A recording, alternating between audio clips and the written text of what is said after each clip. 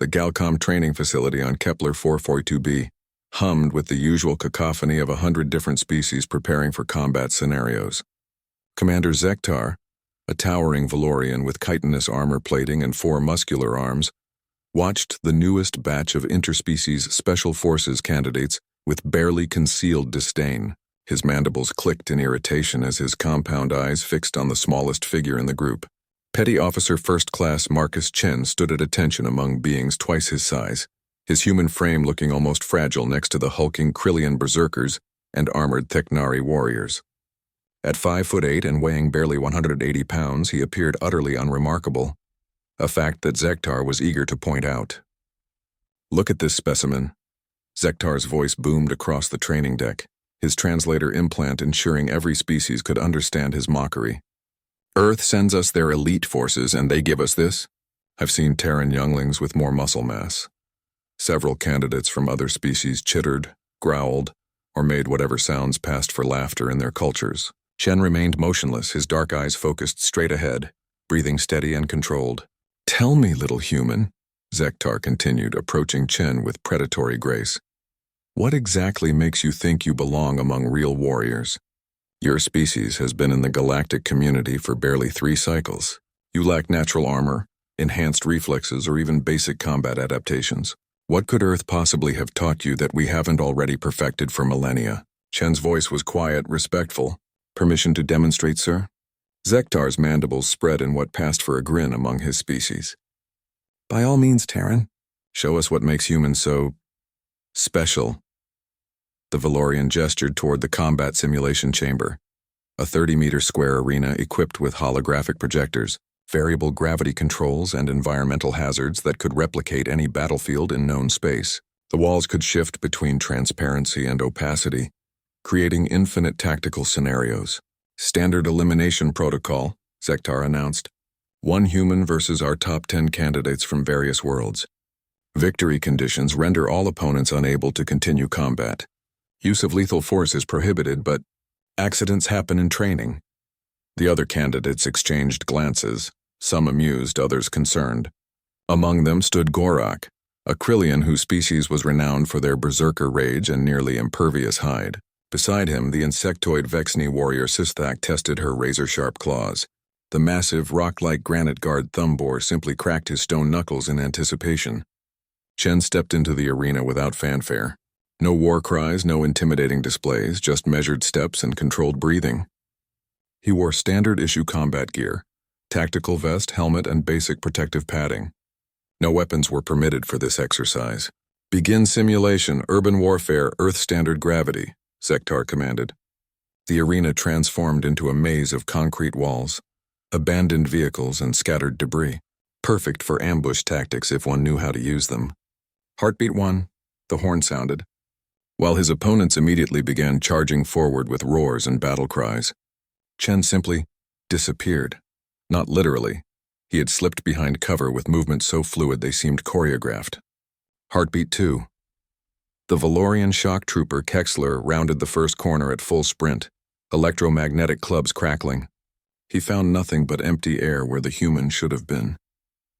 "Heartbeat 3. Kexler felt something brush against his ankle. He looked down in confusion at what appeared to be a simple wire stretched between 2 pieces of rubble. "Heartbeat 4.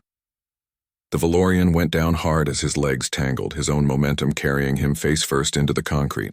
The electromagnetic clubs flew from his grasp, and before he could recover, pressure points along his neck were struck with surgical precision. Kexler went limp, unconscious. "Heartbeat 5. Sathak had seen her teammate fall and moved to investigate, her compound eyes scanning for threats. Her species' visual spectrum was far superior to humans. She should have seen him coming. "Heartbeat 6. The Vexni felt something impact the back of her armored thorax. Not hard enough to cause damage, but enough to knock her slightly off balance. She spun around, claws extended, to find Chen already moving past her. "Heartbeat 7. As Sesthak turned to track the human, she realized too late that the impact had been Chen placing something against her carapace. A small device now emitted a high-frequency pulse, one specifically calibrated to disrupt Vexni neural pathways. Her legs gave out as her nervous system temporarily shut down. "Heartbeat 8. Gorak and two other candidates heard their teammates go down and converged on Chen's last known position. The human was nowhere to be seen, but the massive Krillion's enhanced hearing picked up the sound of movement above them. Heartbeat 9. Chen dropped from an impossible perch 15 feet up. He had somehow scaled the smooth concrete wall in seconds, but instead of falling into the middle of the group as expected, he pushed off the wall at an angle, using the gravitational pull to accelerate his descent toward the largest threat. Heartbeat 10. The human struck Gorak like a guided missile, but not with fists or feet. Instead, Chen had positioned himself to drive both knees into the Krillion's solar plexus, while simultaneously wrapping his arms around the warrior's thick neck in a sleeper hold. Gorak, despite his species' legendary stamina, felt his world go dark as precisely applied pressure cut off blood flow to his brain. The remaining 7 candidates found themselves facing an empty arena. Chen had used Gorak's falling body to break his own fall, then rolled behind cover before they could track his movement. What followed was not a battle, it was a masterclass in asymmetric warfare. The human moved like smoke through the maze, appearing long enough to eliminate one opponent before vanishing again. He used their size against them, turning their strength into liability. Every piece of debris became a tool, every shadow a potential hiding spot. The Theknari warrior found his ankle snared by a makeshift trap, leaving him vulnerable to a nerve strike that sent him into temporary paralysis. The granite guard discovered that even stone-like skin had pressure points when struck with sufficient knowledge and precision. One by one, the candidates fell, not to superior strength or speed, but to tactics they had never encountered. When the simulation ended, Chen stood alone among 10 unconscious or immobilized opponents. He wasn't even breathing heavily. The observation deck was silent. Commander Zektar's forearms hung limp at his sides, his compound eyes wide with something approaching disbelief. The other instructors, battle-hardened veterans from a dozen worlds, stared at the human with new understanding. Chen straightened his gear and walked toward the exit, pausing only to help 2 of his former opponents to their feet with genuine concern for their well-being. "Commander?" he said quietly to Zektar, his voice carrying no trace of arrogance or anger. "Earth didn't send you our strongest warrior or our fastest. They sent you someone who understands that in real combat, the first rule is that there are no rules. On my world, we have a saying, it's not the size of the dog in the fight, it's the size of the fight in the dog." Zektar found his voice after a long moment. How did you move like that? Those positions were impossible for a being of your physiology." Chen's expression remained respectful but serious. "Sir, my planet has been at war with itself for thousands of years. Every terrain, every climate, every possible scenario, we've fought there. We've learned that survival isn't about being the biggest predator. It's about adaptation, ingenuity, and the will to do whatever it takes to protect what matters." He gestured toward the fallen candidates, who were slowly recovering. "These warriors are magnificent, stronger, faster, and better armored than any human. But they've never fought an enemy that refused to play by their rules. On Earth, sir, we call that Tuesday." The human turned to leave, then paused at the doorway.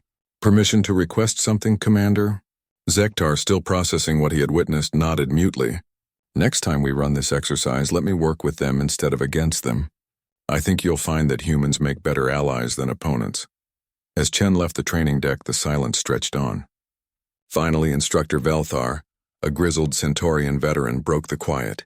"Commander," he said slowly, "I believe we may have underestimated the Terrans." Zektar looked down at his 4 powerful arms, then at the recording of the human who had just redefined their understanding of combat effectiveness, with nothing but tactical brilliance and unshakable determination. "Indeed," he replied, his translator struggling to convey the newfound respect in his voice. "Schedule additional training sessions with the human. It seems we have much to learn about warfare, Earth-style."